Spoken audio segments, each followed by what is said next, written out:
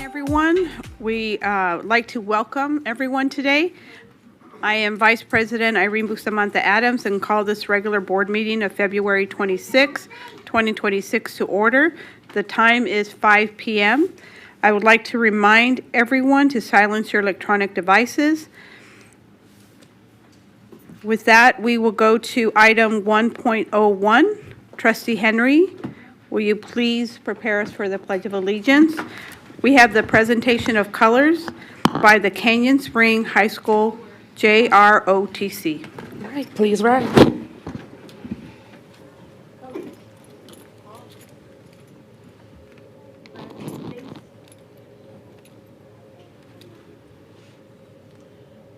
pledge allegiance to the flag of the United States of America and to the republic for which it stands, one nation, under God, indivisible, with liberty and justice for all.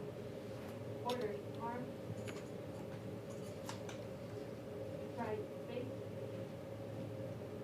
Forward. Arch.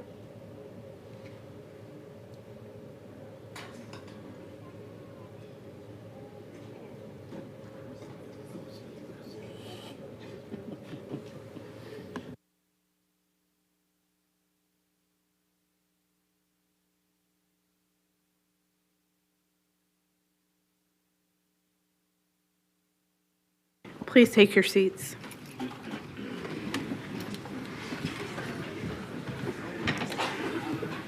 We are going to go ahead and move to item 1.02, the adoption of the agenda. Before I do that, is there anyone that did not complete a public speaker card? Okay. Trustee Johnson. Madam President, members of the board, I'd like to make a motion to adopt the agenda with the following changes. Delete line item G, school bus stop arm camera, RFP number 26014, M as in Mary, L as in Lima, D as in Delta, for item 3.10, purchasing awards. Also, reference material has been provided for item 3.16, memorandum of agreement between the Clark County School District and the Center for the Future of Learning. Thank you so much. I want to make sure that Trustee Zamora, you're joining us by phone. Are you on? Good afternoon. I am on. Thank you so much. So we had a motion to approve the agenda. We are removing one, and we are there is reference material for another. Do I have a second? Trustee Biasotti. I will second the motion. I have a first and a second. Please cast your votes.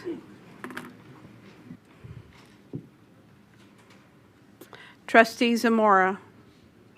Aye. That motion passes 6-0. We're going to go ahead and move on to student reports. This is a highlight for us in our agenda. I'd like to invite the student from Cheyenne High School and also Las Vegas Academy of Arts.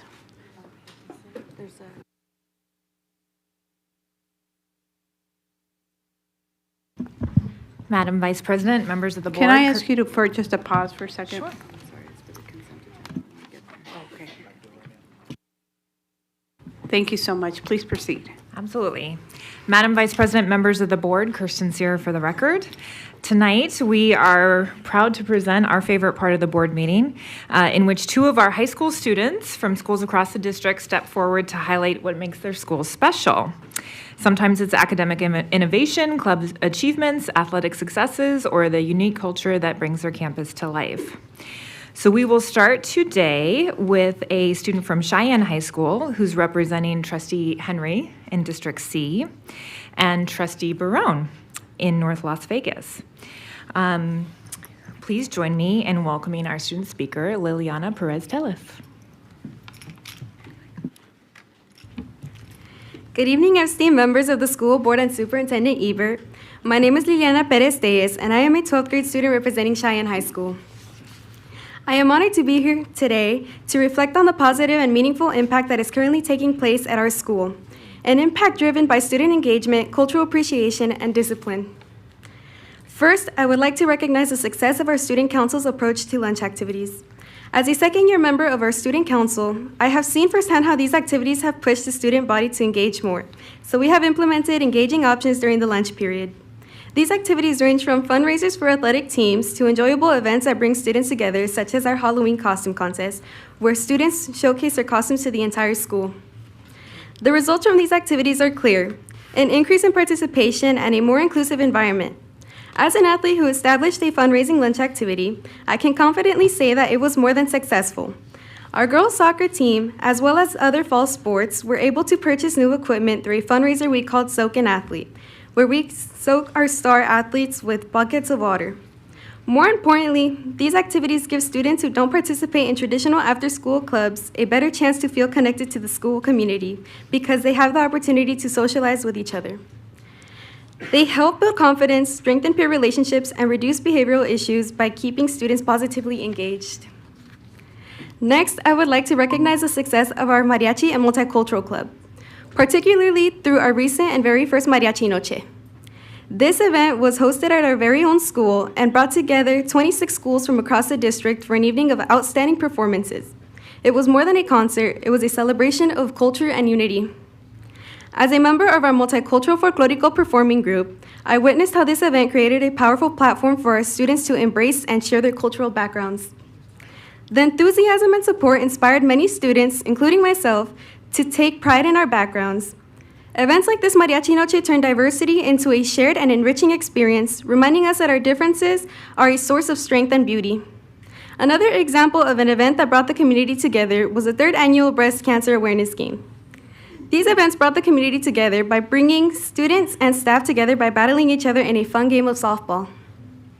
Lastly, I would like to highlight the success of our Cheyenne High School JROTC program, a student-led program with a total of 234 participants. JROTC has proudly represented Cheyenne at events such as Relay for Life, Ruth Across America, and community activities such as Cookies with Santa at a local elementary school.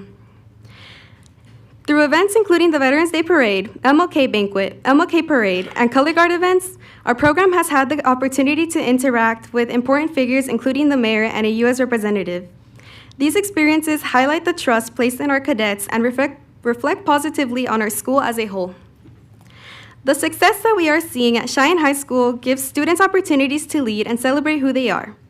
Our students are empowered every day to grow inside and outside the classroom. These experiences shape better individuals who feel confident and committed to make a positive impact every day at our school. Thank you.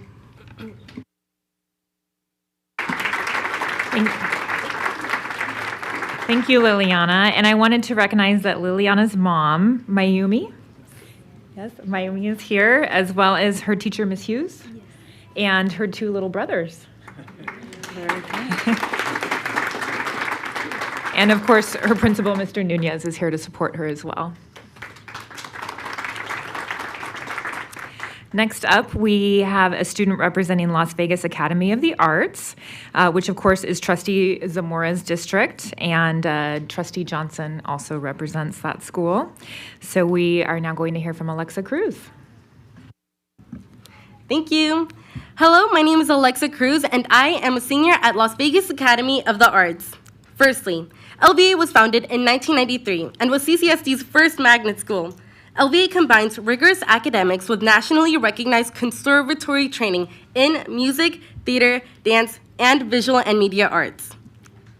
LVA's admission is solely based on the audition process and does not require test scores or grades. This allows for an accessible and diverse environment. LVA is demonstrating exceptional achievement in both academics and the arts. Moreover, the new student union is currently under construction on our campus, and this year, our parking garage and new gym have been built and are in use. The parking garage brought many more parking opportunities for LVA students, staff, and families, especially during our eventful nights. On top of our 120 performances, LVA has also hosted CCSD's State of the District event 2026. LVA students have also taken it upon themselves to organize the first TEDx LVA event, which was so successful, it has become an annual event. This event helps students get their works and stories recognized. Student videographers record these events to build their portfolios and help their peers stand out. In addition to LVA's activities, since 2013, LVA has performed in a gala presented by the Friends of LVA Foundation to enhance school spaces. With funds from previous galas, LVA has been able to provide upgraded sound systems in the theaters, a new recording studio, and a whisper room, creating an uninterrupted space for students to rehearse. In 2022, the Master Artist Series was introduced. This program has brought world-class professionals to inspire and workshop pieces with students. Master classes, residencies, and performances are offered to LVA students to support their artistic growth. This year, our gala's theme was brilliance, and it gave every conservatory an opportunity to shine throughout their art. LVA shares a variety of performances and works by students at ceremonies, NFL pregame shows, civic events, and on national stages. Currently, the musical for the spring season is The Prom. The musical is a collaboration between all majors. Theater, vocal, dance, technical theater, orchestra, and art are all used to put on this show. Art has an exhibition during the showtime, and you can check it out before, during, or after the show. It's a perfect example of how LVA prepares you for a professional setting in the real world, where collaboration is crucial for success. Recently, the leads of this year's musical, The Prom, went on Las Vegas Morning Blend to talk about their experiences in the production and at the school. The opportunities students have to shine are endless. We have many activities during lunch that enhance our community, such as our First Fridays, which involve our well-known and loved Oscar burgers, made by one of our faculty members, Oscar. Thank you. During First Fridays, we also involve performances, music, and games in the quad. Sometimes we have guests during lunch, like Breakdown and the Therapy Puppies. These activities help students feel at ease at school. Personally, it gives me a sense of relief. And overall, it helps students feel less anxious at school, especially during the exam season. Recently, the fitness club at our school has also hosted yoga with puppies during lunchtime. These activities are hosted throughout the quad, the breezeway, and the gym. LVA has a lasting impact on students, programs, and the district. LVA was named Best High School in Nevada by U.S. News and World Report with an overall A grade. Both the orchestra and jazz programs were featured at Midwest Clinic, and the Wind Ensemble has been selected to perform at the 2026 Music for All National Concert Band Festival. Mariachi has been undefeated since 2023 at the Monaco Mariachi Invitational Competition. The culture on our campus is vivid, lively, inspiring, and full of art. Student Council recently announced Sadie's and prom details. And the Student Organization of Latinx, also known as SOUL, had their annual Thanksgiving boxes and potlucks this year. This event, hosted by SOUL, collaborates with clubs at LVA to serve low-income students from Hollingsworth Elementary a Thanksgiving they deserve. This year, we made 20 boxes, each containing food and supplies for a Thanksgiving dinner. Overall, students at LVA show both performance and academic excellence. LVA achieved gold in college culture. 70% of students take at least one AP class throughout their time at LVA. Around 58% of students pass at least one AP class, and 11% at least take 5 AP classes from freshman to senior year. LVA is platinum level in AP exam pass rates. LVA nurtures the creativity, adaptability, grit, and community the students carry with them. The lessons and legacy that alumni take with them reflect the investments that CCSD has made in its students. LVA alumni, from 1998 Matthew Gray Gubler to 2025 Chris Hayes, are what have current students talking, and they are hopeful for their own future. Last year, musical theater senior Chris Hayes was chosen to represent Nevada in the National High School Musical Theater Awards, also known as the Jimmy Awards. He was the 2025 winner, and I've even experienced hearing the freshmen talking about his performance. Chris Hayes has also performed at the 2026 Admin Kickoff for CCSD in August at the Smith Center. All things considered, attending LVA is truly an unforgettable experience. The culture here is unlike any other, and you can express yourself freely. It's an inspiring, freeing, and privileged experience to be at LVA. Thank you. Thank you, Alexa. And Alexa's principal, Mrs. Kep, is here, who was a very kind hostess to us for the State of the District. Thank you for that again. And her parents, Yasmin and Carlos, are also here to support her. Thank you. Thank you so much.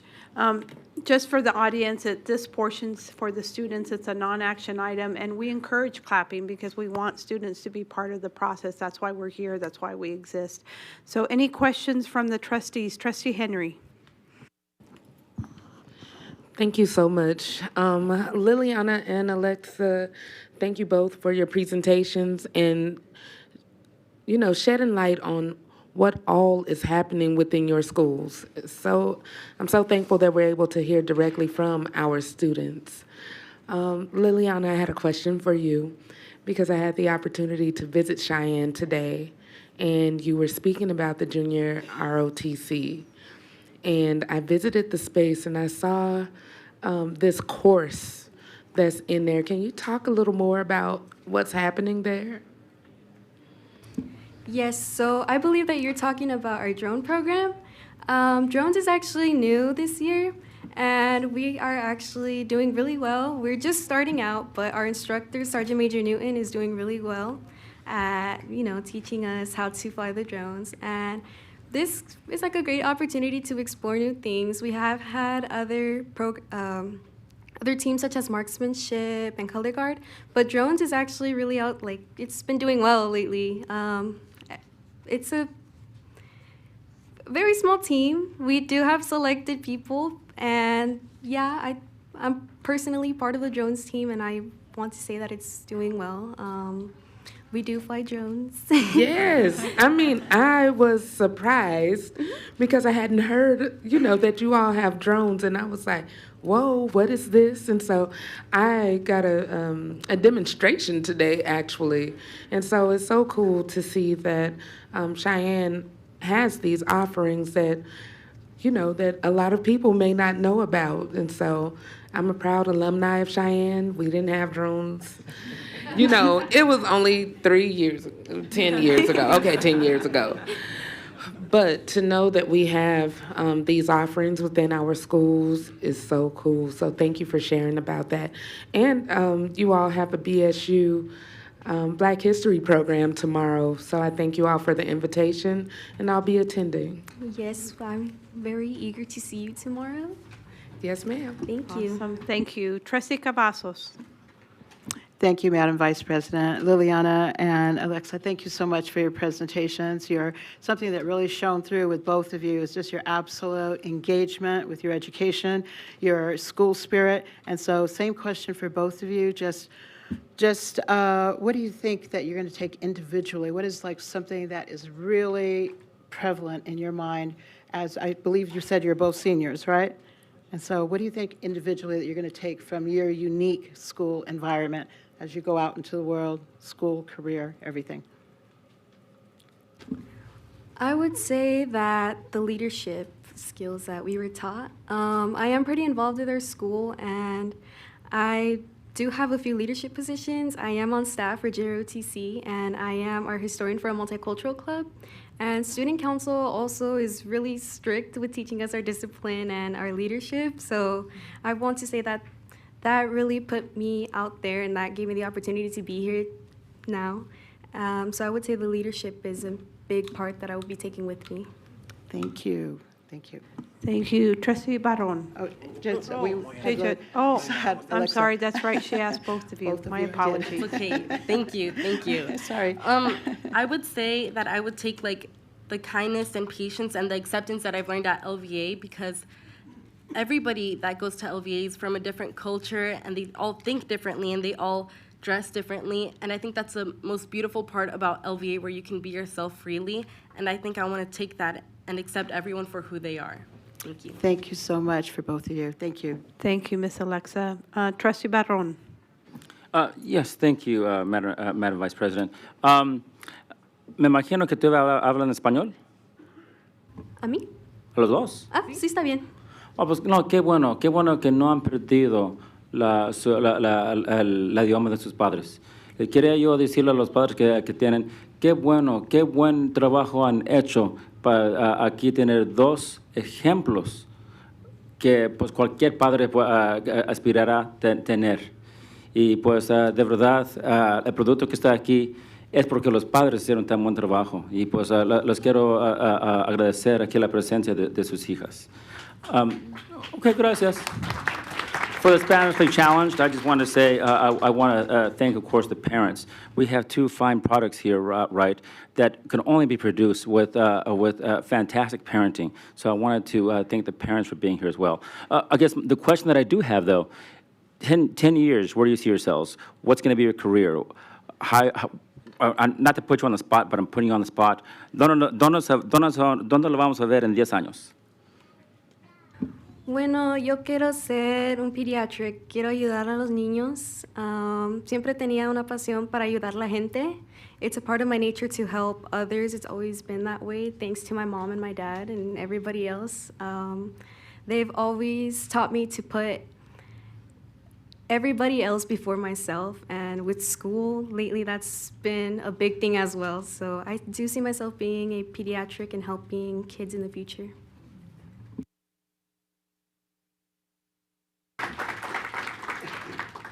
Pues para mí me gustaría trabajar en un espacio donde podría ayudar a otra gente, como me encantaría ser una maestra o todavía trabajar en teatro.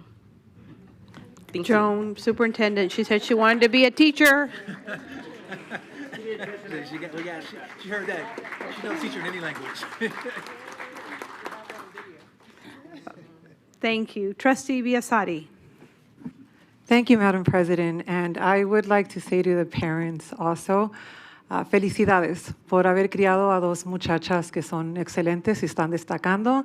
Tienen mucho de que estar orgullosos. And I will translate that because I want to be courteous to all the non-Spanish speaking in the audience. Congratulations to the parents. They've done a fine job in raising two excellent women, girls.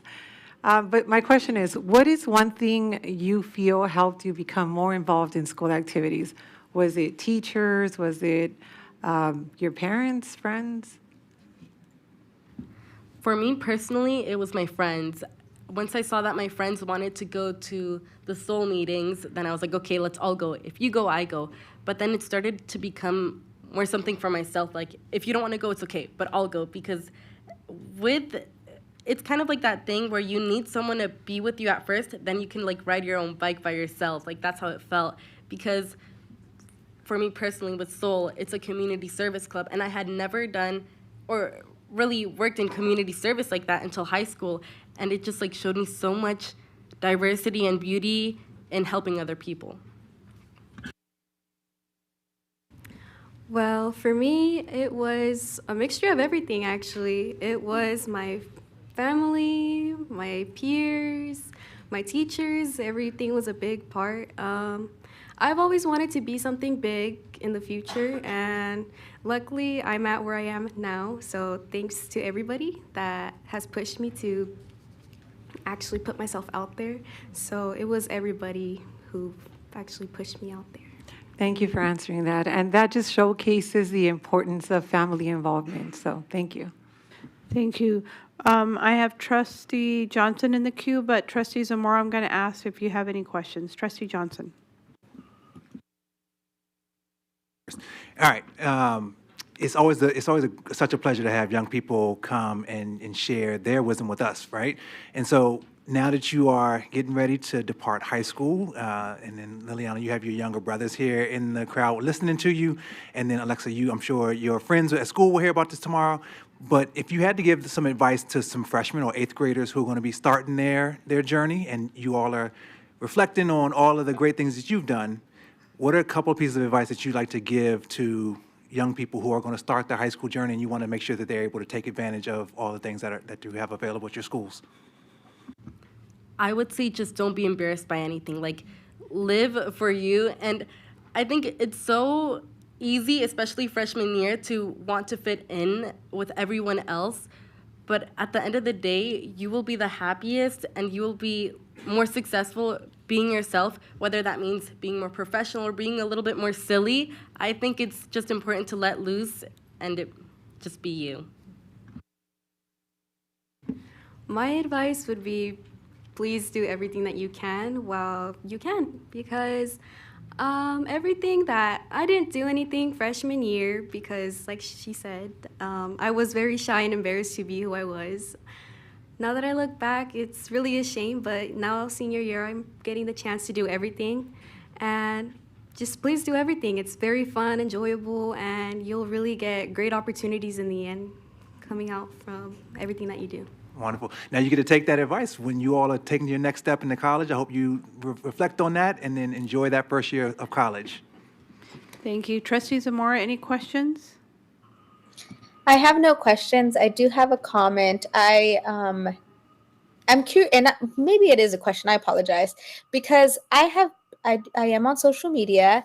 I will say LVA is always really interesting to see on TikTok specifically, and just it's some type of a movement that they have going on because they actually compared a lot to High School Musical, and people don't really believe that there's a school like this that we have. So maybe a question for you all is, how do you think the power of social media is helping you all also be more yourselves during these times? I'd say with social media, I see a lot of self-empowerment now. I see a lot of just creativity. I don't see everyone post the same way. I see everybody post incredibly differently. And so when I see social media, I think that it's always perceived in a very negative light, but I think at times it can be very positive and very helpful to find yourself.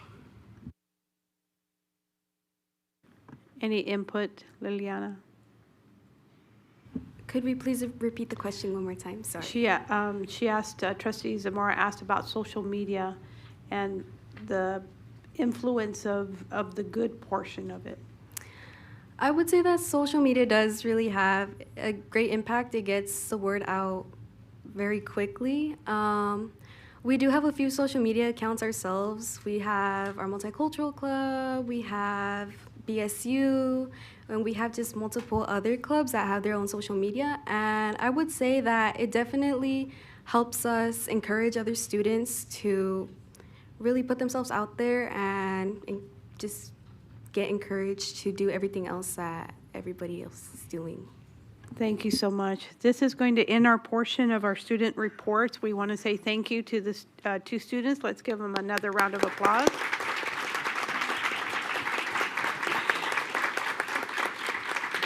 And so for the parents and the principal, if you could please stand up, because I know you're going to be exiting, but please stand up and let us give you a round of applause.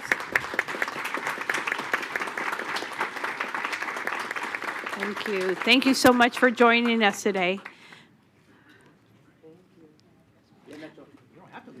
You don't have to leave, but I know. And just for the audience, we started doing these student reports for a couple of months now, and it helps us to be centered, to remind us that we are to put the students' needs first before ourselves. So thank you. Now we're going to move to item 3.0, consent agenda information. I do have some people that have signed up in advance for the consent agenda items. Has anybody not completed a public speaker card yet? Okay.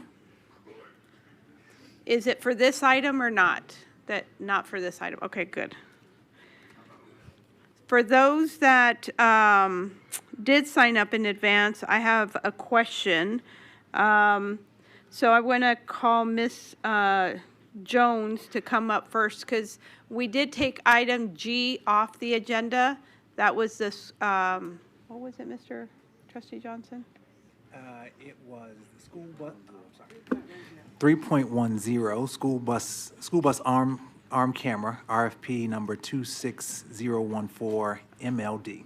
Okay, and so if you're here for that item, that item has been pulled off, so we are not going to hear that item. You can still do public comment, but we will take that at the end and not in this portion. Yeah, if it's for item G, we're going to take that at the end. Does that make sense? Okay, so Mr. Jones, I will call you up later. Miss Newman, Wendy, you can come up. Let me know what item you're on the consent agenda, and also Miss Ronnie Young. There's a podium up here on the right. You could stand there. You can sit. That's. Oh, it's for G. Okay, then I'll pull you. Okay, and then Thomas Moore. Are you? What item are you here for? G. Okay, so I'll wait for you. How about Miss Melba Rivera? Okay, Leaf Reed, that same thing, and Tracy. Tracy also for G. Okay. All right, so I don't have any for 3.00. Since we did pull that item, then I will entertain a motion to adopt the consent agenda. Trustee Barron. Move to approve as amended. I have a first, Trustee Dominguez. I second. Okay, I have a first and a second. Please cast your votes. Trustee Zamora. Aye. That motion passes 6-0. We will next take up, Trustee Dominguez, can you please read the warrants?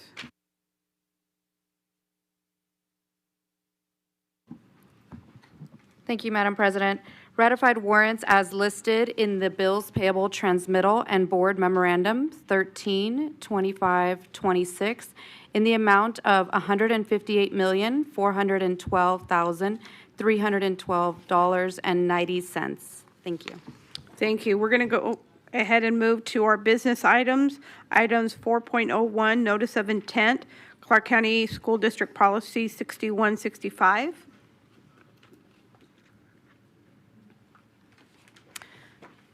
Dr. Menzel, let me make sure. Did anybody not complete a public speaker card for this item?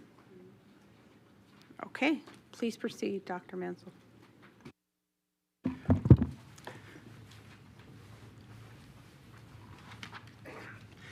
Madam Vice President, members of the board, Superintendent Ebert, for the record, Dustin Mansell, Chief Academic Officer. I am joined by Eric Casillas, our Assistant Superintendent of the English Language Learner Division. Today, we are here to provide a notice of intent to amend Clark County School District Policy 6165, titled Programs and Services for English Language Learner Students. Policy 6165 was last revised by the Board of School Trustees in 2020. The proposed amendments brought forth today will align Policy 6165 with Assembly Bill 335 from the 83rd session of the Nevada Legislature. Before I hand over the presentation, I would like to take a quick moment to thank our English Language Learner Advisory Committee, Region Leadership, and members of CCSD's Executive Leadership Team for their collaboration and support in developing these recommendations. We do appreciate everyone's collaborative efforts. At this time, with your permission, Madam Vice President, I will hand over the presentation to Mr. Casillas, who will provide the proposed amendments regarding Policy 6165, Programs and Services for English Language Learner Students. Madam Vice President, members of the board, Superintendent Ebert, for the record, Eric Casillas. The reference to material for item 4.01, Notice of Intent, Clark County School District Policy 6165 outlines the proposed deletions and additions to the policy. There are two core updates in the proposed amendments. First, Assembly Bill 335 from the 83rd session of the Nevada Legislature refined the definition of English language learner to English learners. You will see this change in terminology throughout the policy 6165, specifically in the title of the policy and in sections 1, 2, and 3. Second, the proposed amendments call for the addition of section 4, outlining the expectation for all school principals and their staff to develop a plan to address achievement gaps between English learners and students who are proficient in English, as required by Assembly Bill 335. The English Language Learner Division and the School Improvement Department shall assist principals and their staff with developing appropriate action plans, including goals and improvement strategies to address identified root causes. Although the proposed amendments are new to this policy, the practice of addressing achievement gaps between English learners and students who are proficient in English was already completed by all school teams during the school improvement process this last fall. The proposed amendments that we bring forth today are just catching up to our current practices. Thank you for this opportunity to share the proposed amendments regarding Clark County School District Policy 6165, Programs and Services for English Language Learner Students. At this time, we will pause and take any questions from the board. Thank you both. Trustees, any questions at this time?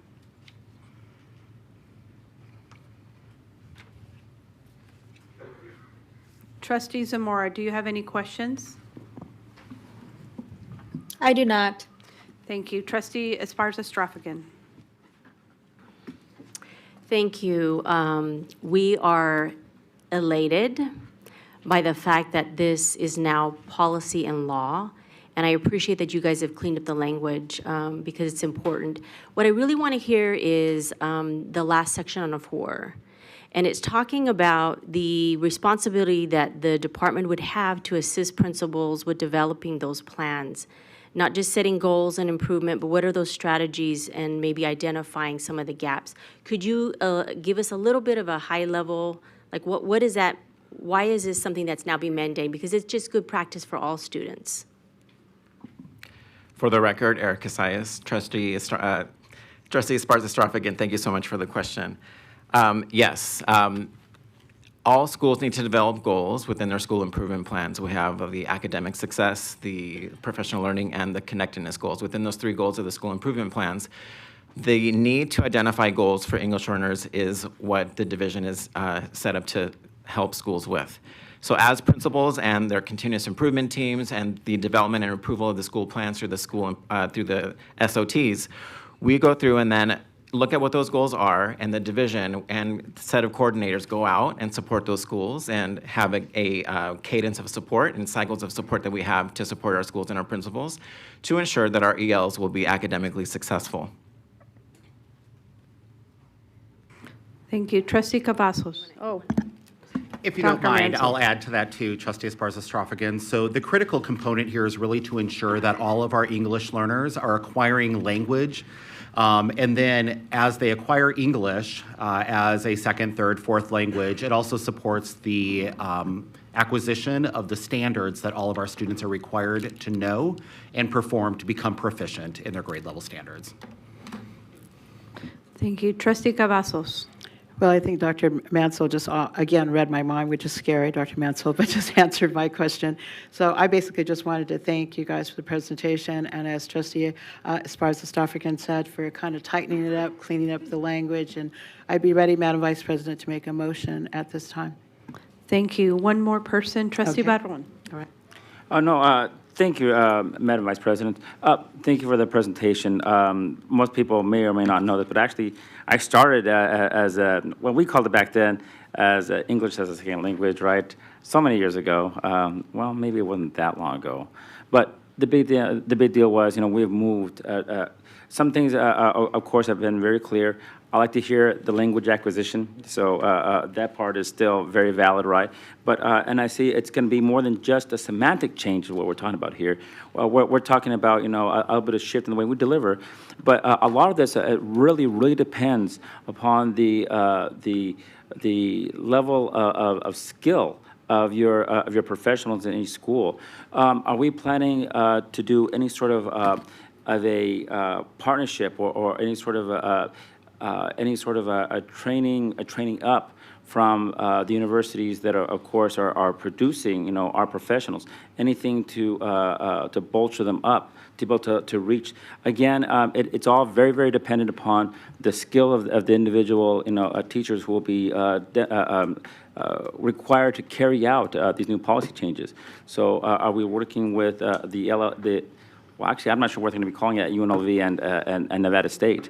Maybe you can speak to that, or maybe the superintendent can speak to that.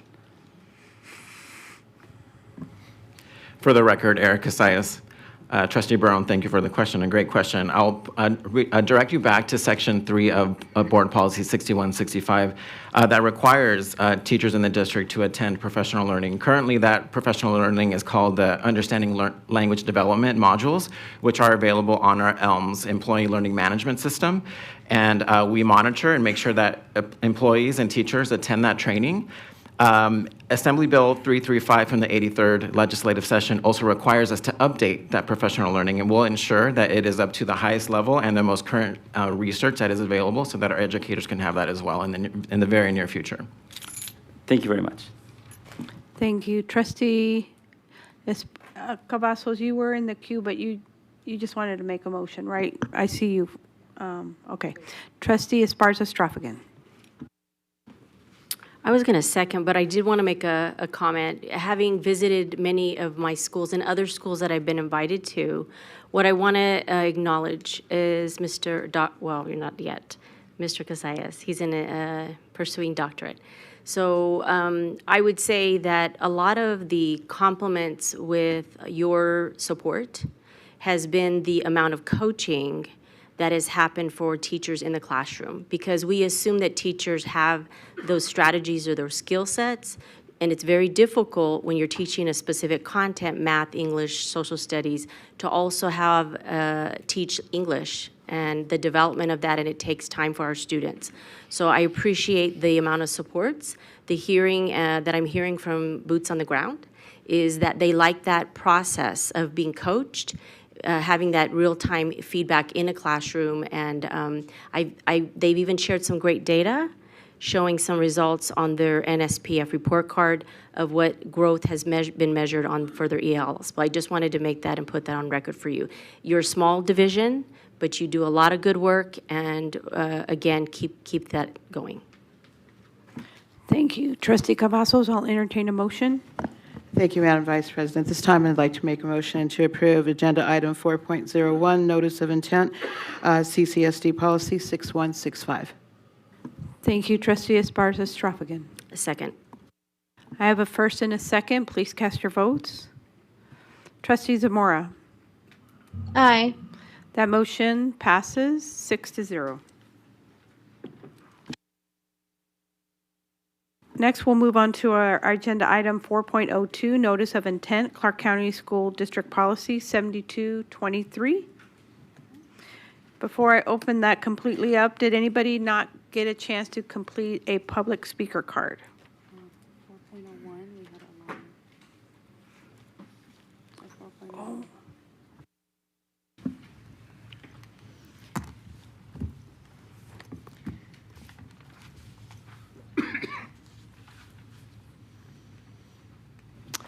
Miss, there's somebody, Alana, are you here? Can you hold on? Come on up, come on up. And Miss Alana, were you here for the 4.01. 4.01? Okay, my apologies. That's okay. I still want to hear your public comment. My apologies. That's okay. Good evening, Superintendent Ebert and trustees. My name is Elena Fabunan, and I would like to speak in support of the proposed revisions for Policy 6165 regarding programs and services for English learners. Over the last few months, I have participated in ongoing conversations with the Nevada Department of Education connected to Assembly Bill 335, focused on strengthening statewide systems that support multilingual learners through improved leadership capacity, instructional alignment, and sustainable implementation structures. Because of that work, I appreciate seeing this policy emphasize a consistent and coherent language district-wide approach to language development, educator qualification, and school-based action planning to address achievement gaps. These elements reflect an important shift toward ensuring multilingual learner success is supported through systems rather than isolated programs or site-based variability. As the district moves forward, implementation will be critical. Strong policy language establishes expectations, but outcomes depend on consistency across schools, ongoing professional learning for educators and administrators, and transparent reporting to the board and the community. The policy references eliminating achievement gaps and improving graduation outcomes for English learners. As implementation progresses, I would also encourage consideration of how multilingual learners who require additional time to meet graduation requirements will be supported within this framework, including students who may become fifth-year seniors as they work toward both language proficiency and credit completion. Ensuring pathways remain accessible for these students is essential if our goal is true academic attainment rather than accelerated timelines that do not fully account for language acquisition. Multilingual learners bring significant linguistic and cultural assets to our schools.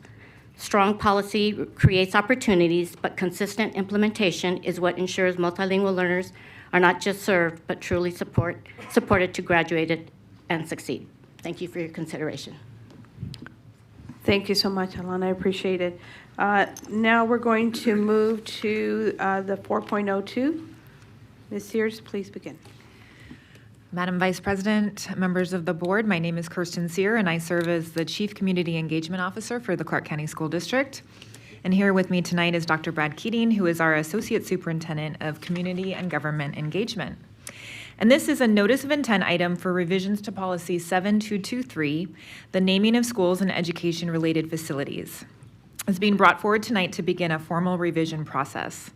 The proposed changes are intended to improve clarity and alignment within the policy, update outdated language, ensure compliance, and clarify language when necessary. And I'll turn it over to Dr. Keating. Thank you, Ms. Sear. Brad Keating for the record. So as we walk through this policy, we'll start in section 1 and 2. We added language to clarify that all school and non-school facilities naming requests, including those for areas located within buildings like libraries or gymnasiums, must be submitted and processed through the school name committee. In section 4, as you scroll down, language has been added in 2 different areas. First, ensuring that the school supervisor of a new high school, instead of the currently named instruction unit staff member, they will form a student school name selection committee to provide name options to the school name committee. Second, in section 4D, a section has been added related to choice schools. As we are running out of directional markers to name some of our schools, we're providing a few other options aligned to their specialized mission. This includes thematic or program-based naming, geographic or community landmark names, industry, career pathway-driven naming, as well as partnerships or sponsored naming, potentially as part of a formal collaboration and memorandum of agreement. These names still must have a tie to the school's purpose or program. And then in section 4L and M, we clarify that the cost for replacements come from the school or unit asking for the change of school name, and that any name change application must be approved by the superintendent of schools before they are submitted to the school name committee. I'll hand it back to Ms. Sear to talk through section 8. In section 8, language has been revised to showcase if a building is replaced or closed, the retired name shall be reviewed for future consideration when new schools and facilities are opened. If 2 or more schools are combined, the school name nomination process shall be activated by the school name committee to determine whether a new name or combination of names should occur, or look at if the namesakes can be used elsewhere in prominent areas of the school. If a school is closed or replaced, the namesake, if alive, or the individual's next of kin should be consulted on future opportunities for naming. We appreciate you giving us the opportunity to walk you through the proposed changes within policy 7223, and we're happy to answer any questions that you have. Thank you so much. Trustee Barron. Thank you very much, Madam Vice President. Thank you very much for the presentation. Change in this case is good. I was just wondering if there's a cost associated. Let's say let's just say there's a school called I don't know, Northeast Academy, and because it's not really in the Northeast, let's say there's a new name found for it. This is a hypothetical question, okay? So who bears the cost? There will be a cost, more than stationary at the school. There might be other costs. Who bears the cost of that name change? Thank you for the question, Brad Keating for the record. So the organization that provides and submits the application for the name change is tasked with fundraising for that. So that name would go through the school supervisor as well as the principal for the approval, and that group can fundraise for changes. We don't have that money allocated centrally to do those name changes, so facilities will work with the school to figure out those costs, and then the school will fundraise for those. Thank you. Trustee Cavazos. Thank you, Madam Vice President. Thank you, Dr. Keating. Thank you, Ms. Sear, for this presentation. As one of the 2 trustees with my colleague, Trustee Henry, who are honored to be on the school naming committee, really appreciate these revisions and changes. Couple of questions. When you were talking about the different options as we're running out of geographical markers and sections of town, et cetera, for the high schools, you mentioned they could be thematic, industry, career-oriented, and then you mentioned partnerships. Could you tell me a little bit more about that, if there's going to be certain parameters on those partnerships? Thank you for the question, Brad Kidding for the record, and thank you for your continued dedication to the school name committee, to you and Trustee Henry. So there are options here, the three options you talked about, and then the partnership or sponsored naming. That would be done in collaboration immediately between the partner and the district, and MOA would need to come in front of the board for that approval, and the partnership and the name would only last as long as the memorandum of agreement is in place. Okay. Thank you very much for that. The other question that I had, could you just briefly, because I get questions about this all the time, and I direct people to the website, but sometimes, they don't go to the website, and they get very confused about how come this high school can't be named after a person, and what about this? Can you just briefly say what those categories are for the naming? Categories for the different levels of schools? Well, like elementary schools after a person. Oh, okay, yes. Brad Kidding for the record, and for the millions of people watching online this evening. If you follow along in Policy 7223, Section 4, high school names are selected after consideration of input from students, parents, educators, community members, and that is where a student school name committee comes together to choose that name. Middle or junior high schools will be named for outstanding former CCSD personnel, as well as former school board trustees who have demonstrated exceptional leadership in the field of education. And then our elementary schools will be named for outstanding former CCSD personnel, and again, former board trustees who have demonstrated exceptional leadership locally. Thank you so much. Last question, and this is kind of a general question, not specific to the revisions that you have here. I know that always scares you when I say not particularly tied to this, but I had some questions just in recent days about the process and the protocol. And there is a reason that we have the very specific protocol, and that we have, the applications online and the letters of recommendation, et cetera. Have we ever had a protocol in place, to the best of your knowledge, as far as expediting requests due to extenuating circumstances?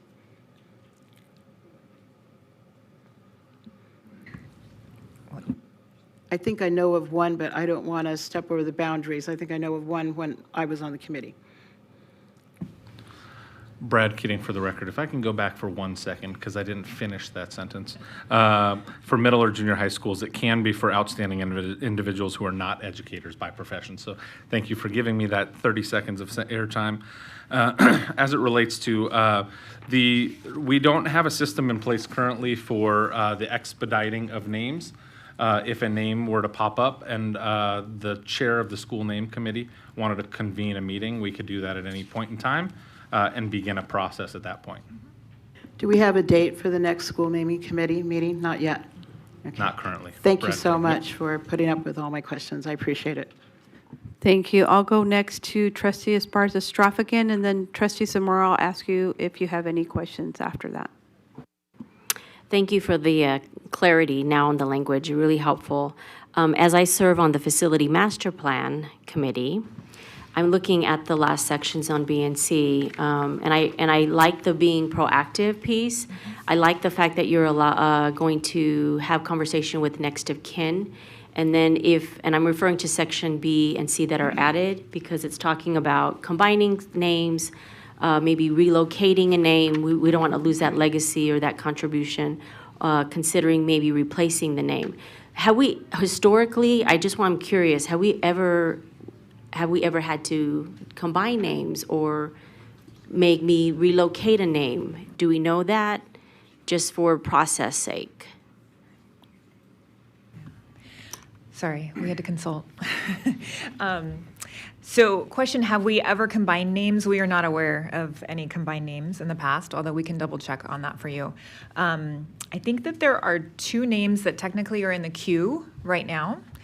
And so we really want to balance here as we have this discussion of honoring legacy, right? Which is a beautiful thing that we do in the Clark County School District, where we name buildings after people, with also thinking about, our limited buildings that will be coming up in the future. So I think there are two that are technically in the queue right now, Fife and Robinson. I always get those two mixed up, I'm sorry, Robeson. But this actually gives the school name committee and the board a little more flexibility as they consider future names. And thank you for that, because it maybe is not, I mean, I think we're being innovative with our superintendent has really been creative with, you know, maybe it's not a building, but maybe it's a field or it's another space on a campus, so that we don't lose that, like you said, that legacy, and especially if family members are requesting. I really appreciate the intentionality of reaching out to family, regardless of whether the individual is, you know, posthumous or not. So thank you. No further questions. Thank you, Trustee Zamora. Thank you, Madam Vice President.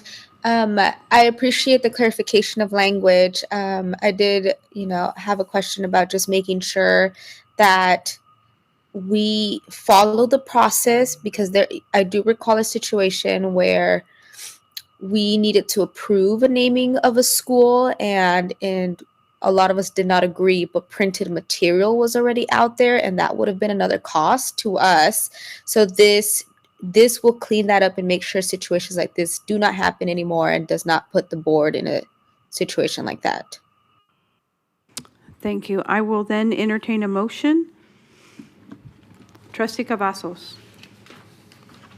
Thank you, Madam Vice President. I'd like to make a motion to approve 4.02, Notice of Intent, Clark County School District Policy 7223 at this time. Thank you. Trustee Johnson. I'd like to second. I have a first and a second. Please cast your votes.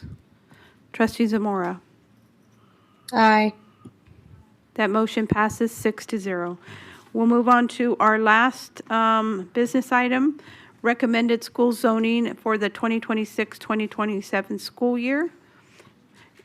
Did anybody not get a chance to complete a yellow public speaker card for this? Okay, seeing none. Call forth our presenter.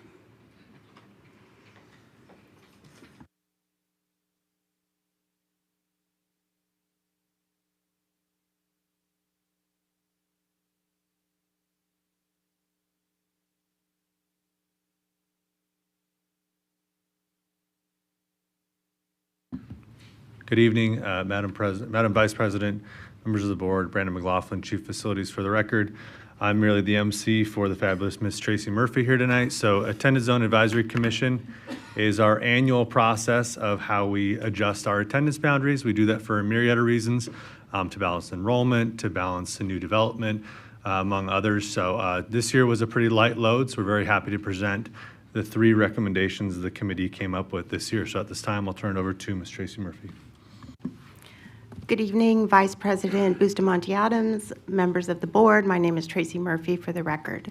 The Attendance Zone Advisory Commission is tasked with reviewing attendance zones each year and bringing recommendations forward to the board and the superintendent for approval of possible rezoning.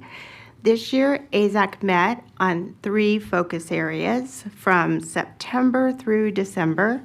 In January, the Attendance Zone Advisory Commission held evening public input meetings to obtain public comment from parents in the community. Following those January evening meetings, AZAC reconvened. They considered the public input, and they moved forward by majority vote the following 3 recommendations. The first recommendation, letter A, is for rezoning and a rezoning evaluation of Lawrence and Heidi Canarelli and Wilbur and Teresa Fest middle schools. This rezoning evaluation is to improve elementary to middle school feeder alignment, which would allow the majority of middle school students in the area to attend Fest Middle School with their cohort group. Area A on the map proposes rezoning students in that area from Canarelli Middle School to Fest Middle School.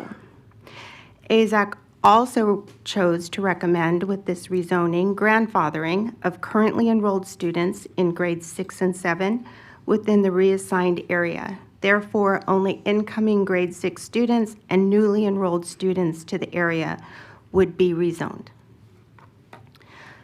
Letter B is regarding rezoning of Durango and Sierra Vista high schools.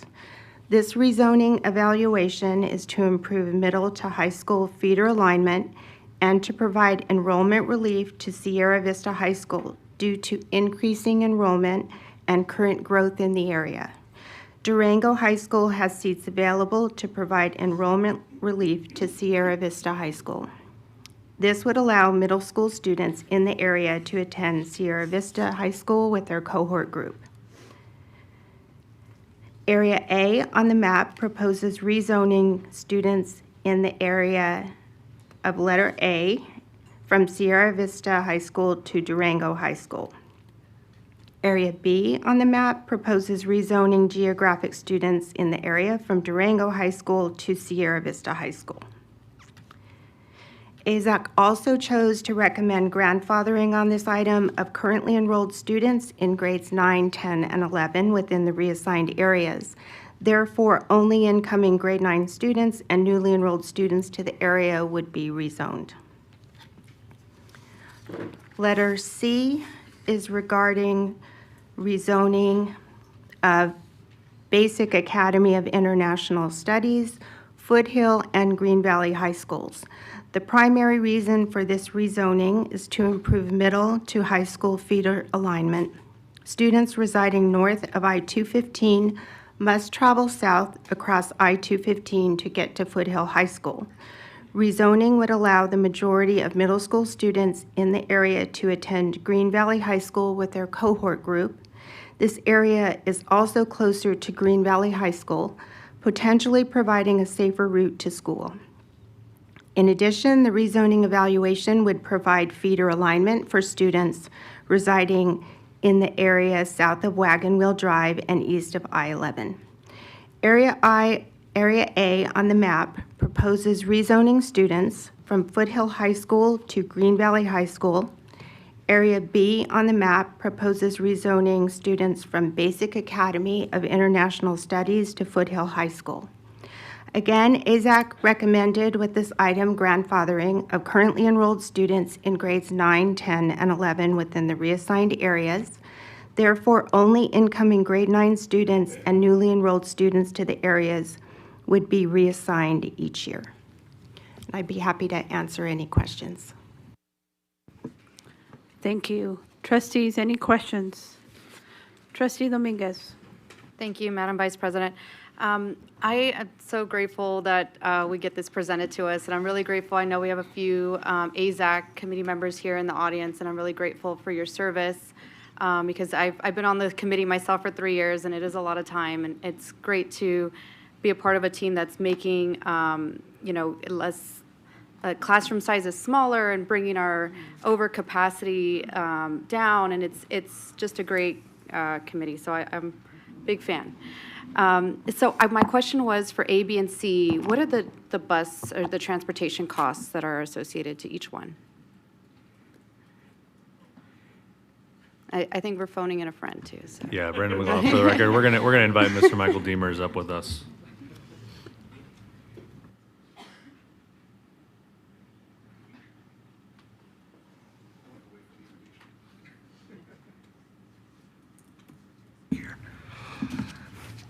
Good evening, Madam Vice President, Trustee Dominguez, Board of Trustees, Superintendent Ebert, Michael Demers, Transportation for the record.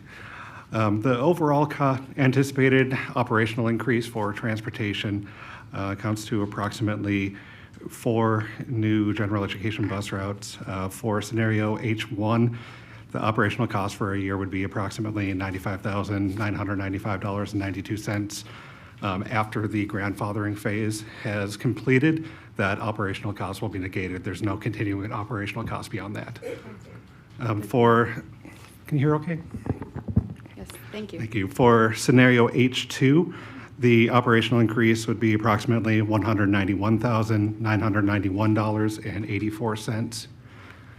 This operational cost also would cease after the end of the grandfathering. It's just the increase during the grandfathering while we're offering transportation to now 2 different areas at the same time.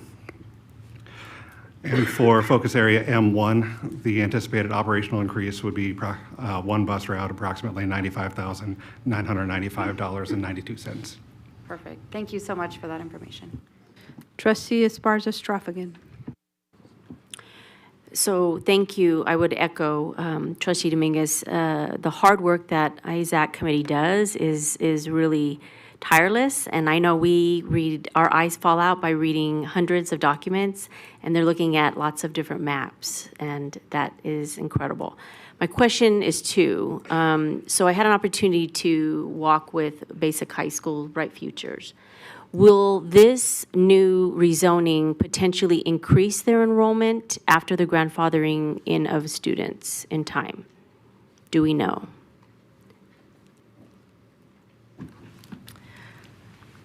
Trustee Esparza-Straffigan, the enrollment is intended to provide grandfathering of students so that they could stay at basic until their highest grade level.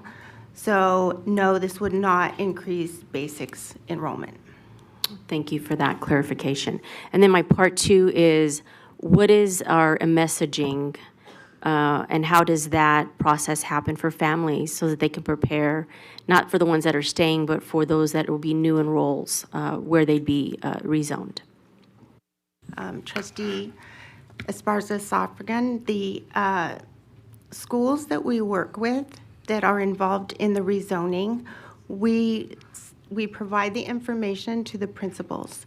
And so from September through January, the principals have communicated with the parents, and the parents are invited to come to meetings, emails. We've talked with a number of parents at PTA meetings, SOT meetings, public input meetings to explain to them what their options are and to clarify for them whether they are in fact in the rezone areas.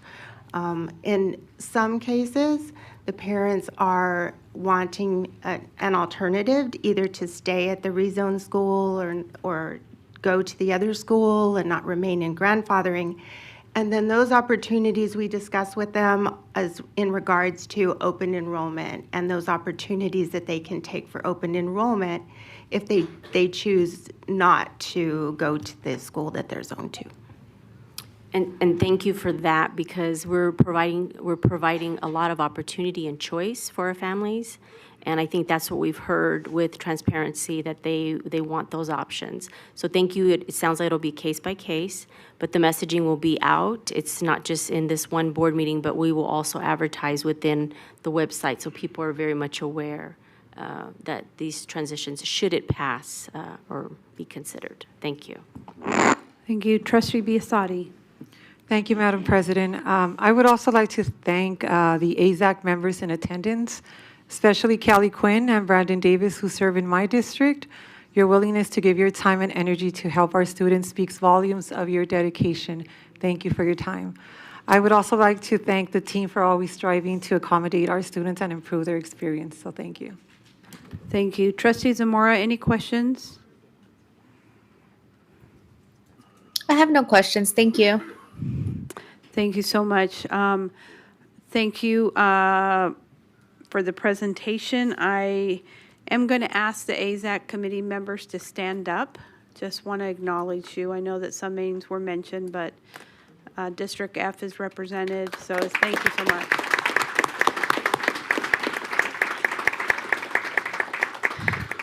We will get to celebrate you next month at a luncheon, so thank you.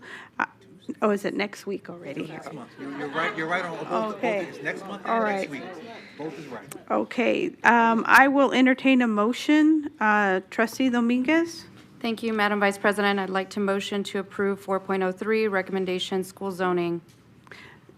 Trustee Esparza-Straffigan. Second. I have a first and a second. Please cast your votes. Trustee Zamora. Aye. That motion passes 6-0. Thank you so much. That ends our regular business items. We're now going to move into public comment. I'm going to take those individuals that were here for 3.10, 3.10, item G. Mr. Jones, Ms. Newman, if you'd like to come up, we have two podiums. One to my right and then the one over here on the left, Ms. Newman. I'll take you guys first, and then we'll go for the other list. So, Mr. Jones, just state your name for the record and then please proceed. Good evening. My name is Lamar Jones. I'm here with, well, first of all, good evening to the trustees. My name is Lamar Jones, and I'm the Assistant Business Manager of the International Brotherhood of Electrical Workers, Local 357. And I'm here this evening and express the strong support for the school district and the G3 and Copperhead Electric. We are proud that G3 and Copperhead Electric will award these projects for several reasons. First, G3 is a local contractor along with Copperhead Electric. They have grassroots here in Las Vegas. Their families live here. Their children attend public schools. They are personally invested in the success of our community. Secondly, I have all the confidence that this project will be completed with the highest standards of professionalism, craftsmanship, and safety. Also, G3 and Copperhead Electric are both women-owned contractors, and they support families and can contribute positively in our local community. And for these reasons, the International Brotherhood of Electrical Workers stands firmly in support of the district's decision to award the project to Variability and G3 Electric with Copperhead. That'd be my... Thank you so much. Ms. Newman? And then after Ms. Newman, Mr. Young, are you still here? Thank you so much. Please proceed. Just state your name for the record. Hi, I'm Wendy Newman with the Southern Nevada chapter of the National Electrical Contractors Association, and which is NECA in short. We're here supporting item 3.10. We appreciate the engagement by the involved parties and look forward to supporting this item at a future date when it is on the agenda. Thank you so much. After Mr. Young, Mr. Moore, are you still here? Great. You can be over here on my left. Please proceed, Mr. Young. Good afternoon, Madam Vice President and trustees. My name is Ronnie Young, for the record. I represent IBW Local 357, and we stand in support of item 3.10. These are projects that employ local Nevadans, people that work, play, raise families, and go to school here can be benefiting from projects like this in big and large opportunities, because that's what this is. This is an opportunity for good job growth. This is an opportunity for people to have a start within their community, and I think this is a wonderful example of something that could become full picture, right? We always talk about how we need to involve communities and involve locals into projects. I mean, to me, there's nothing that makes more sense than making that opportunity here available at the school district. If you look behind me, there's people in red shirts. These are apprentices. These are first-time home buyers, new parents, small businesses, minority contractors, and all of them are looking for more opportunity to not only provide for the families, they're trying to make good benefits. They're trying to create an opportunity, start a new career, and that wouldn't be possible without projects like this. So we ask that you continue to support local hire. We ask you to continue to support the local workforce and support 3.10. Thank you. Thank you so much. After Mr. Moore, Melba Rivera, are you still here? Okay. Good evening, board members. And hold on for just a second. I want to make sure you get your full time. And then, is there any more yellow public speaker cards? No more. Okay, because we will not take any more after this. We do have our list. Please proceed. Okay. Good evening, board members. I'm Thomas Moore with G3 Electrical. We are a multi-generational business specializing in commercial and industrial electrical services. This company boasts 50 years of combined experience. We are here in support of item 3.10G regarding school bus stop arm cameras. Support of this item means jobs for local diverse contractors. Our company looks forward to participating in this project and increasing safety for CCSD students. Thank you. Thank you so much. After Ms. Rivera, Leaf Reed, are you available? You can proceed to my left. Please state your name for the record. Perfect. My name is Melba Rivera. I'm Vice President for Vera Mobility. So good evening, Madam Vice President, members of the board, and Superintendent Eber. I'm also a mom of two, and my kids board and on board the school bus every day, and that does not give me any peace of mind. That's why I'm standing here today, even though it was pulled from the agenda, to really discuss what we bring to the table. CCSD has taken a crucial step to adapt and implement technology that saves lives. And based on the fact that over 220 students had vehicle hits during recent years, this is very important. Now, Vera Mobility has supported safety for over 30 years. We have one of the world's largest programs in New York City, and that has been in place for 20 years plus. And we just won a recent procurement through that contract, and really just speaks to what we do, we bring to the table every single time. Now, we know that CCSD has, done a fair process of this procurement, and we want to make sure that we continue to support the safety and technology of these communities moving forward. Now, furthermore, we recently implemented more complex programs in the United States with San Francisco and Oakland, again, just showcasing the experience and the support that we bring to the table. Vera Mobility and our partners have executed these principles, and we will continue to support a fair process, and we'll continue to support safety, which is what matters most here. We want to thank CCSD staff for conducting a fair and thoughtful process. We also want to thank our Clark County-based local businesses like G3, Copperhead Electric, and Zoom New Marketing. We are very disappointed, of course, for the delay of this program and intent to award, but that's because we care and we understand the safety comes first, and every day that we are delaying this program, our children's lives are at risk. So while we respect the process, it is unfortunate that the challenges raised by the protest company does put children's lives at risk every day. But we do look forward to re-engaging to move this program forward. We do look forward to, again, showing and continuing to demonstrate our commitment and support CCSD in this important safety program. Thank you. Thank you. Mr. Reed, and then after that, Tracy, are you still on the, oh, thank you.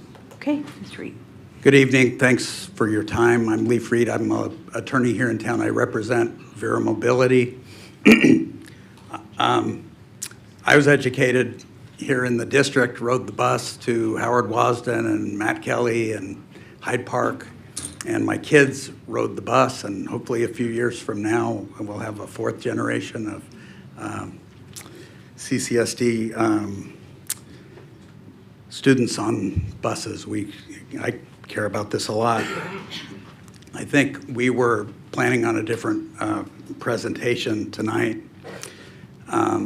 where we could discuss what the importance of this program for the safety of kids in the district and the capabilities that Vera Mobility brings to the table. Thought that's all we'd be talking about, but we've had to respond to a lot of things, and just note that the losing bidder in this situation has politicized this procurement process to a level that I think hasn't been seen before in the district. We think that's really unfortunate. We feel that it's so unwarranted, too, for the sort of campaign-style attacks on staff that you've received. We don't utilize tactics like that, and we don't, Vera, we don't spend our time attacking, competitors. We want to talk about safety of children in the district.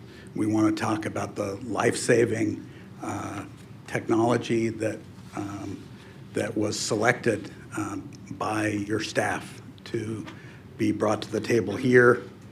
We want to thank the diligent work of the staff for the thoughtful procurement process that we participated in.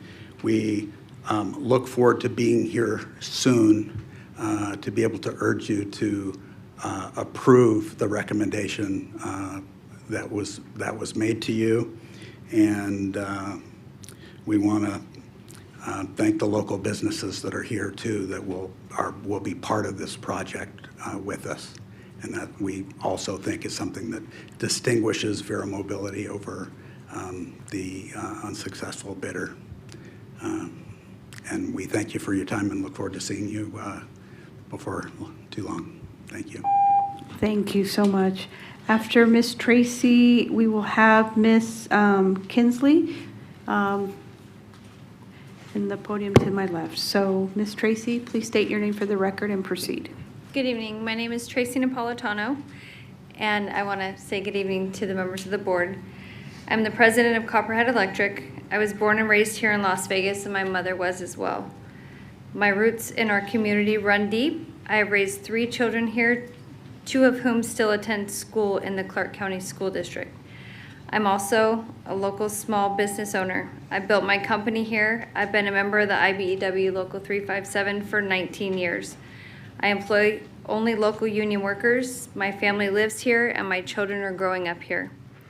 When you vote on projects like this, it's not abstract to me. It directly affects my family and thousands of others. Every morning, parents place their trust in this district to safely transport their children to and from school. When cars ignore stop signs on buses or drive recklessly around them, that trust is put at risk. These cameras are not about punishment. They're about accountability and deterrence and prevention. As a second generation Las Vegas resident, I care deeply about the kind of community we are building. We should be a community that prioritizes safety, a community that protects children, a community that uses smart solutions to prevent tragedy before it happens. This decision isn't just about equipment, it's about sending a message that in Clark County, the safety of our children comes first. I respectfully and urgently encourage you to support this project. Thank you for your time and your service to our families. Thank you so much. After you, Ms. Kinsley, it'll be Anton. Are you in the audience? Okay. To this microphone over here on my left. Ms. Kinsley, just state your name for the record and please proceed. Hi, my name is Stephanie Kinsley. I'm from My Children's Advocate. I wanted to say thank you to one of your board members. She's the only one who's actually been speaking up about how we need to focus on American citizens prior to anyone else. And I just want to say thank you for that. It's really a shame how we have so many people who are benefiting from this great country who have no loyalty to it and are just willing to sell it out down the river and sell our children out. I would really like to point out whether it's the racist breaking up on how different races do math or attend school or the open borders or the alphabet agenda. I hope we all realize with the Jeffrey Epstein files that just released, like everybody who fell for that stuff, wore masks, took the vax, celebrates diversity, all that stuff, you're just playing into what satanic pedophiles are pushing. And it's just so sad that like you took medical advice from Bill Gates. Like it's so sad and embarrassing. And now it's in black and white that these people just played. Ghislaine Maxwell's dad published our books in our schools, and we're just acting like this is normal. And you're ignoring the fact that we have more pedophiles in CCSD every day. They're showing up. And in support of ICE, which I would love to just say, I cheer them on, transgenders have killed more people than ICE this year. So really, we should be replacing all the gender-confused teachers in schools and replacing them with ICE agents, because that's what would make our children safe. Our children would be better off if they weren't told they were set up to fail because of their skin color, but instead said, hey, maybe people are sick and tired of this because of the content of your character. When you come to a country illegally, what sort of disrespect is that? You come here illegally, you don't learn the language, and you don't assimilate, and then you're not even grateful for the great life you had? We should encourage ICE to round up more illegals, get them gone. Not all cultures are equal. People from countries where they throw gays off buildings, beat women, poop in the street, those people aren't benefiting our country, and they need to leave. And they show that they're not benefiting our country because they didn't even have the decency to come here legally. So thank you, Lorena. Thank you. After Anton, Dr. Beamel, you're next. Please proceed. Good evening.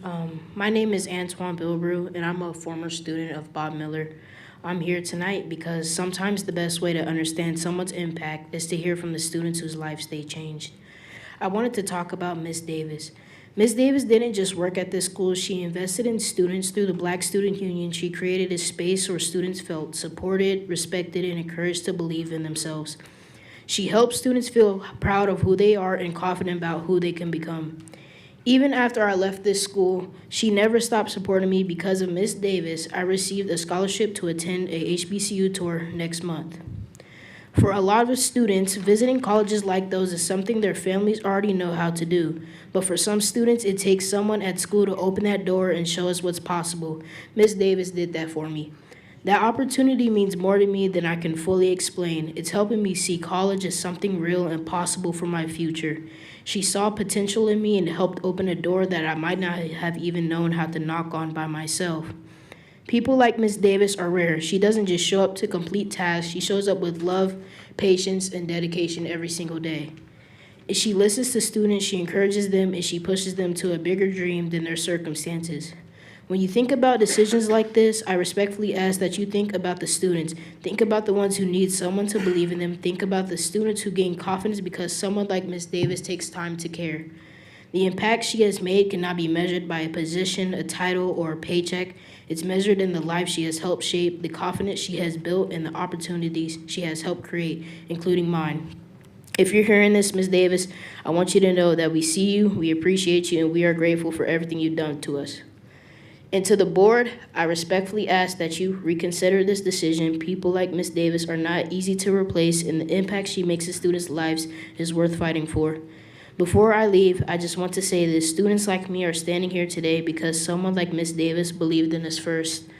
Please don't take away someone who helps students see a future they may not see on their own. Thank you for your time. Thank you so much. Thank you. I appreciate the students. I want to let you know at their public comment, there is no clapping. You can do silence. That's just for our business meeting protocol. Thank you so much. Dr. Bimo, after you, Miss Elena, are you still here? Did you want to do public comment on this part too? Okay, thank you. Dr. Bimo, please proceed. Good evening, Dr. Tiffany Bimo for the record. I may get emotional tonight, so apologies in advance. I will do my best to mitigate it. I am a proud CCSD educator of over 20 years, and tonight I'm speaking both as an educator and a proud auntie. My two nephews attend Spring Valley High School. They share the same campus, the same community, and the same family, but their journeys look very different. One is a scholar athlete, a letterman, and a state swimmer. The other is part of the self-contained program for autism, a program that supports him and helps him find his place in a world that is not always built with him in mind. Both of them are extraordinary. Both of them represent what is possible in CCSD when students are supported and included. Last year, while my youngest nephew was competing at the state swim meet as a freshman, his coach noticed something remarkable. An older brother in the stands who was completely captivated by the energy and the joy of swimming. Coach Reese made a life-changing suggestion and offer. What if he learned to swim and tried out for the team his senior year? What if all students in the Grizzly Special Needs Program had the opportunity to be part of the team? For our family, that was a leap of faith. For an entire year, they worked, lesson by lesson, stroke by stroke, to prepare him. When the day came, we didn't know how he would respond to the noise, to the pressure, to the intensity, but what happened in that moment was magic. Coach Reese and the entire swim team cheered him every second of his lap. When he finished his freestyle, the natatorium filled with pure joy, not because of time on the clock, but because of the sense of connection, of being part of the team, of belonging. And leading that cheer was his little brother. That is inclusion. That is what athletics in education should be. That is CCSD at its best. This program is a hidden gem in our district. This coach deserves recognition, and swim deserves to be valued as the major sport it is. We have nationally ranked athletes. We have students who have gone on to swim in college and even competed in the Olympics. They deserve the same visibility, the same support, and the same celebration as every other sport, because what we witnessed last weekend was more than a practice swim meet. They can't even get buses, guys. It was belonging, it was opportunity, it was inspiring, and a magical moment between two brothers made possible by a coach and a program that chose inclusion. Every student matters. Thank you. Thank you so much. Thank you so much. Miss Elena, after you, it's Miss Larson. Are you still in the audience? Okay, please proceed. Good evening, Superintendent Ebert and trustees. For the record, my name is Elena Fabunan, and I'm here to speak about process and about leadership modeling. The land acknowledgement was added to board meetings in 2022. It remained in place for multiple years. It was recently removed in both instances. There was no recorded board vote. This is not about whether someone agrees or disagrees with land acknowledgements. It is about governance. When a recurring element becomes part of the official board proceedings, it is reasonable to ask, was this presidential discretion? Was this an established board practice, or was it effectively a board position that required formal action? Transparency and process protects everyone, trustees and public alike. But I also want to elevate something deeper. The district serves one of the most diverse student populations in the country. Indigenous students are part of that community. So are students from historically marginalized backgrounds who are watching how this board handles questions of identity, history, and belonging. Cultural competence is not political. It is the ability of leaders to recognize the diversity of the communities they serve, understand the historical context that shape those communities, model respect even when perspectives differ. School boards set the tone for districts. Students learn from what we say and what we remove. Whether one personally supports land acknowledgements is secondary to the broader question. Does this board have a clear, consistent process for adopting and rescinding practices? And does this board model thoughtful cultural awareness in how it navigates sensitive issues? Leadership is not just about policy votes. It is about demonstrating maturity, consistency, and respect for the full community watching. I am asking for clarity on process, and I am asking this board to lead with cultural competence, not react to controversy. Thank you. Thank you so much. After Ms. Larson, Alan Hines, are you still here? Okay, please proceed. Hi, my name is Cherie Larson. I am a 22-year teacher here in the Clark County School District. Thank you this evening, board members, and thank you, Dr. Ebert, for allowing me the time to speak. Tonight's something far more important than a single incident that happened at our school. It's about state of community within our middle school. There isn't a day that goes by that I don't love what I do. I have never woken up every morning. Every morning I wake up and I'm committed to all of my sixth graders. It's been my home here at CCSD for that long, but a healthy school community depends on trust, transparency, and restorative practices, and leadership that models the professionalism and empathy. When those pillars weaken, the ripple affects each and every student very quickly. Earlier this month, what began as a classroom redirection during a unit lesson titled Through an Animal's Eyes, an escalation into a formal investigation. During the lesson, a student was pounding on her chest and making growling noises while a gorilla image was displayed on the classroom screen. The teacher referenced the image in redirecting behavior, and the class moved forward. Rather than an immediate restorative conversation between student and teacher to clarify intent and perception, 5 days passed, and students were pulled from class.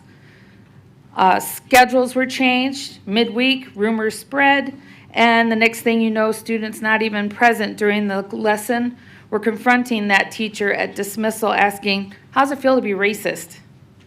One student shouted accusations across the parking lot during a fire drill. Another blocked the teacher's classroom door during instruction. Referrals were written, and requests to support went unanswered. Instruction was disrupted. Student curiosity turned into division.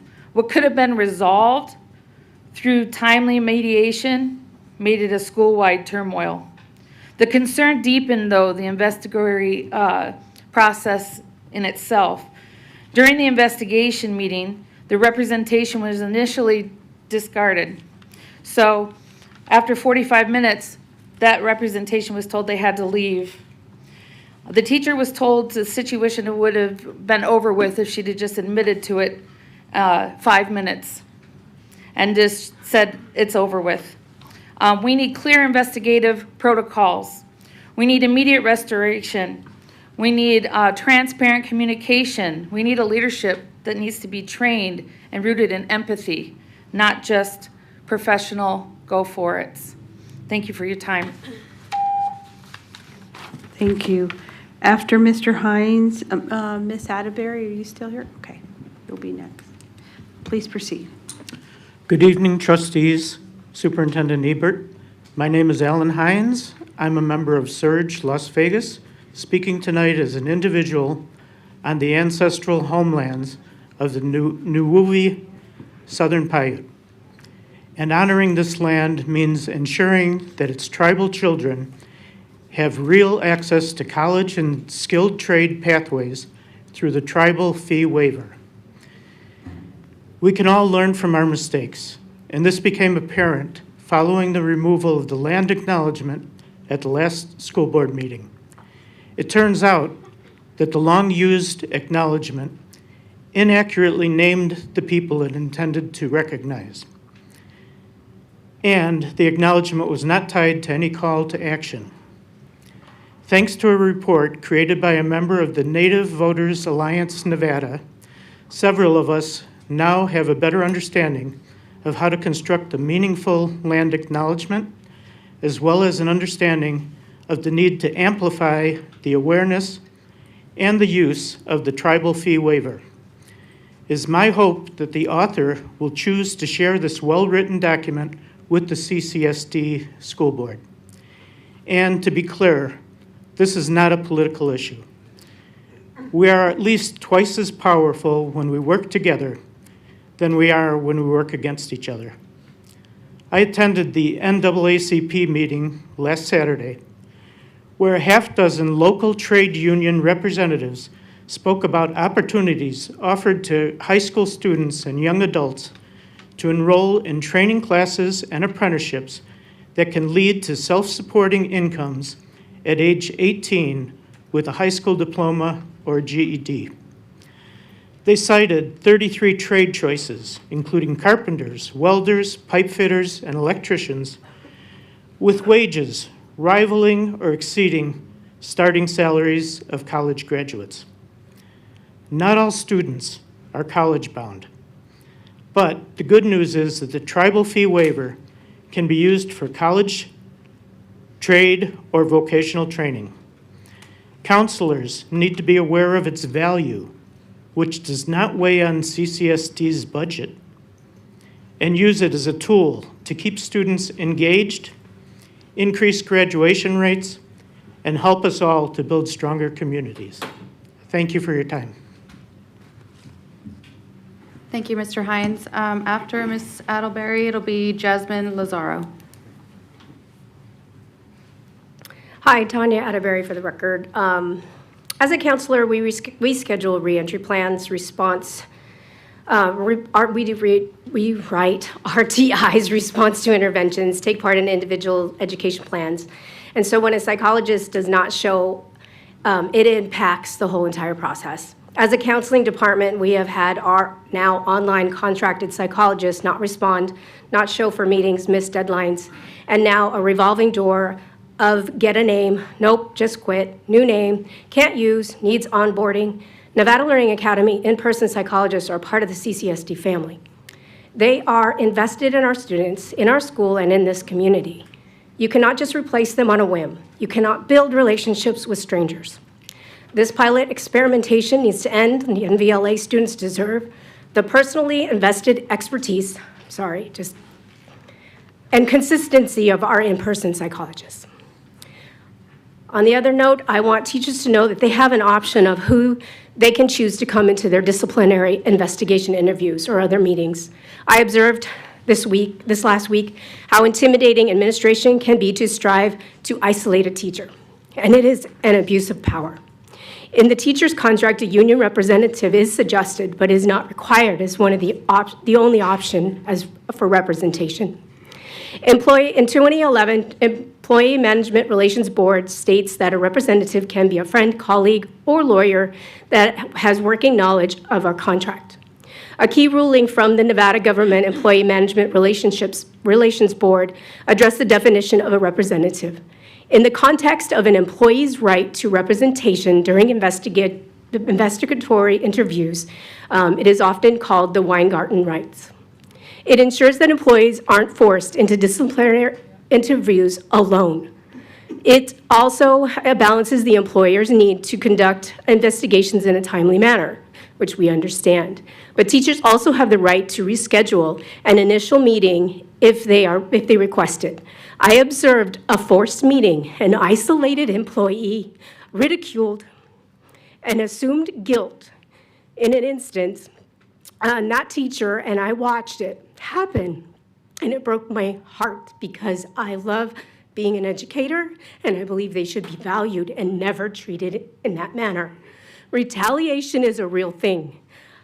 I didn't understand how bad it could get, but I have observed it now in 2 incidents, and it really does need to stop. And please, if you want to do anything, go to these schools and talk to the people that do the work, because they might tell you what is really happening, and you can see sometimes the abuses that are going on right now. Thank you. Thank you, Ms. Atterbury. Do we have Jasmine Lazaro? Good evening, CCSD board members. My name is Jasmine Lazaro, and I am a nurse practitioner and have been for the past 5 years. Prior to that, I was a nurse for 4 years and in the pediatrics unit for 3 years. As a nurse, I advocated for my patients, and as a citizen, I have a civic duty and moral obligation to stand here amongst you tonight to speak up against the horrifying and hateful words and actions coming from a member of the board of CCSD. The number one priority in my profession is the person's safety, the child's safety. And I know that it is this board's priority as well. However, given the horrible and hateful remarks coming from a member of this board who continues to have the audacity to serve on this board, I will speak up and fight for the children to tell you that you must step down. We refuse to have someone on the CCSD board who thinks and posts about children being pedophiles while she bootlicks the orange man dictator who is the actual pedophile. We refuse to have someone on the board who thinks having ICE in our city is what the majority of the people want. We refuse to have someone on the CCSD board who was a member of Moms for Liberty who are known to bully children. And disgustingly, the bullying continues today, affecting numerous children who are simply standing up for their family, friends, neighbors, and fellow classmates to the injustices happening around us all. The kids deserve safety, support, and protection. And that cannot be fully materialized while someone whose credibility and values is this serving on the board. While you sit there, I implore you to think for yourself. You still have a chance to redeem yourself, but only if you voluntarily step down so that someone else can take your place and make the children safe and feel protected. We are in unprecedented times. We do not want bigotry. We do not want racism. We do not want hate to continue. We will not go back to that. The only thing more powerful than hate is love. Do it for the kids. Thank you to the board for your time. Thank you so much. After that, we have, I believe, Tommy, and then Amaya. Are you guys still in the audience?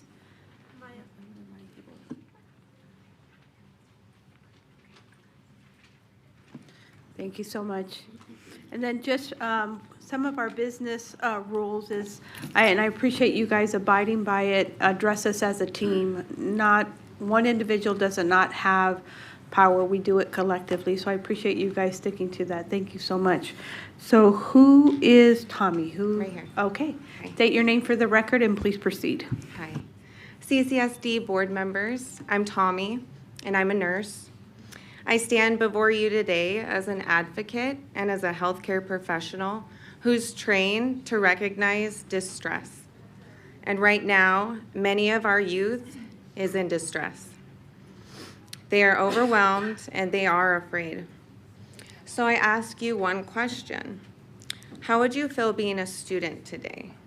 Hearing consistent conflict, watching adults publicly argue about your existence, feeling silenced or dismissed. That does not build resilience, that just builds fear. Students reached out to us at the People's Medic. They shared experiences of bullying, isolation, and emotional harm. We did what adults are supposed to do. We listened. We provided helplines and suicide prevention resources. We even shared the CCSD Safe Voice link because no student should feel like they have nowhere to turn. As we all know, there was a student-led protest. Those students did not want chaos. They wanted to be heard in a safe place. So like they do every day after school, walking home, they chose to express themselves on sidewalks and in the parks. And here's what we saw. We saw relief, we saw unity, and we saw students supporting each other. And we also heard from the students who felt targeted. I'd like to share the exact words of one of those students. From Julian, I just want to say how I feel like they're targeting me with the posts that they make, screenshotting and posting my face so that other grown adults can see me. It feels like she's asking for them to attack me. He also wanted to mention that we have no control over what people comment, hateful or not, and it's a minor. Now, board members, that's not strength building, that's harm. Students should feel safe at school. They should never feel safer on the sidewalks than on campus. They do not need more conflict. They need protection. They need leadership, and they need adults who role model dignity and care. Because when adults show up with integrity, students learn that they matter. And right now, they're watching.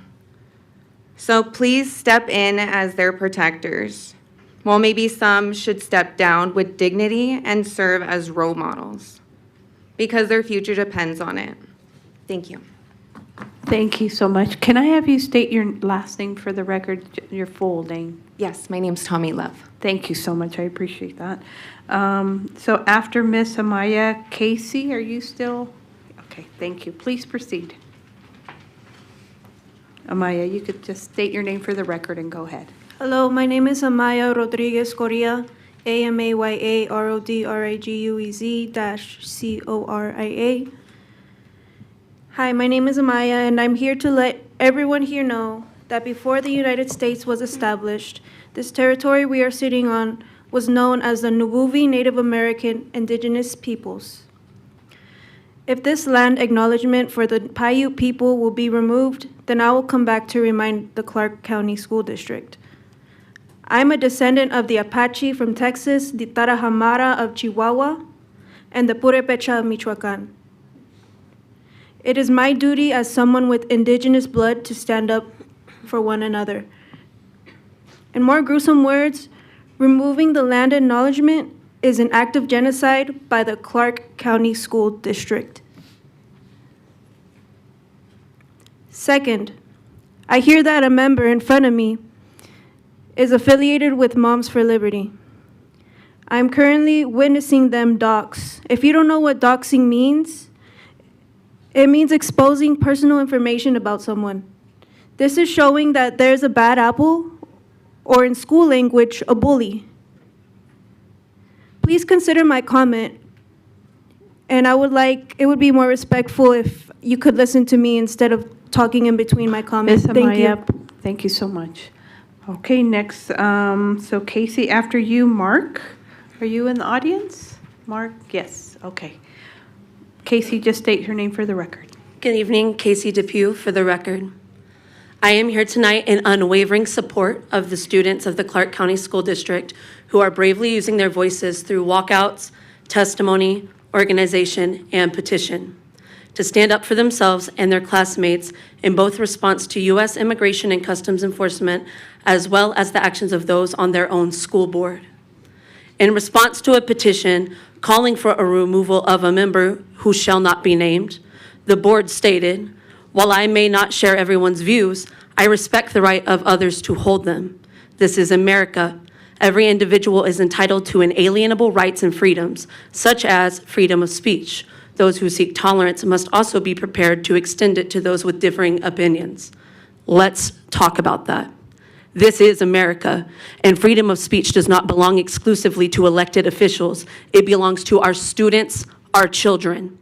When young people walk out because they are afraid, when trans students demand dignity, when immigrant students refuse to be silent about policies that threaten their families, that is not disruption. That is democracy and education in action. If we are going to invoke inalienable rights, then we don't get to pick and choose whose rights feel convenient. You cannot praise freedom of speech while condemning the children who are exercising it. Also, tolerance is not a shield for harm. Tolerance does not require students to quietly endure rhetoric or affiliations with organizations that actively target LGBTQ+ youth. And yes, I do mean actively target these youth, even suggesting in public posts that our young trans students should kill themselves. But you are worried about the safety of walkouts. The thief of our students' safety sits right here among you, not just in our streets. If student safety truly matters, as it has been claimed, then you do not stand alongside groups that make vulnerable children feel hunted, erased, or unsafe in their own communities and schools. I have been teaching students in this district for a decade. I love them fiercely. I see what it costs for them to stand up here. I see the courage it takes to risk backlash just to ask for basic safety and respect. And I will fight for them and protect them with everything that I have. Not because it is political, but because it is my moral and professional duty, as it is yours. Our students are not the problem. They are not radical for wanting to live safely and authentically. They are showing us what leadership actually looks like. Our students are watching, and they deserve better. So do better. Thank you so much. And our last person, Mark, just state your name for the record. Mark Diefenbacher. Good evening, trustees, Superintendent Ebert. My name is Mark Diefenbacher, member of Surge Las Vegas, speaking as an individual. As we meet on the ancestral homelands of the Nuwuvi Southern Paiute, I urge this board to honor that history by making sure tribal students and CCSD are fully informed about the tribal fee waiver so they can build stable, self-sufficient futures. Most of us believe that every child, whatever their color, background, or zip code, should receive an honest education and have a fair shot at success. Part of an honest education is telling the full history of this land, including the presence and contributions of Native peoples. A land acknowledgement is one way to model accuracy and integrity for students. It shows that we are committed to teaching history clearly and responsibly. But acknowledgement should also connect to opportunity. One practical way this board can support Native students is by increasing visibility of the tribal fee waiver. This is not a new program. It is already in place and working. The question is whether every eligible student knows about it. The waiver applies after graduation and supports not only four-year universities, but also trade and vocational programs. That means electricians, welders, mechanics, HVAC technicians, nurses, teachers, and first responders. High-demand careers that strengthen Nevada's economy. If we aim to be a destination district, we should be known for maximizing every available pathway to student success, especially those that lead directly to workforce readiness and self-sufficiency. This is about equal access to opportunity. It's about responsible stewardship of existing programs. It's about strengthening Nevada's workforce and communities. I respectfully ask the board to prioritize identifying and informing eligible tribal students about the tribal fee waiver so that acknowledgement is paired with action and opportunity. Thank you for your service and your commitment to Nevada's children. Thank you so much. That ends 5.01. We're going to move to 6.01, upcoming meeting announcements. The next meeting of the Board of Trustees is on March 4th, 2026 at 4 p.m. here in this boardroom. At this time, I will entertain a motion to adjourn. Trustee Esparza-Straffigan. I would like to take a motion to adjourn the meeting this time. Thank you. A second from Trustee Biasotti. I will second the motion. Good night, everyone. Okay, I have a first and a second. Please cast your votes. Trustee Zamora. Aye. That motion passes 6-0. Thank you. Have a good evening.